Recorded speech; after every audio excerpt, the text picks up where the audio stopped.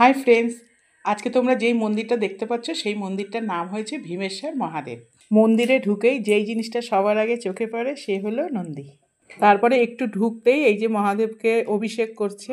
তা জানো তো এখানে তো আর গঙ্গা জল পাওয়া যায় না, তা হিমালয়ের যে জলটা আছে সেটা দিয়ে মহাদেবকে কিন্তু পরিষ্কার করিয়ে তারপরে মধু আর গোলাপ জল দিয়ে অভিষেক করলো। তা আমি তো নমস্কার করে বেরিয়ে আসলাম। এই যে কোয়েলের বাবা ঢুকে এই যে নমস্কার করলো, তারপরে এই যে নন্দীর কাছে চলে আসলাম। এসে নন্দীকে আমার মনের কথা বললাম যেন মহাদেবের কাছে পৌঁছে দেয়।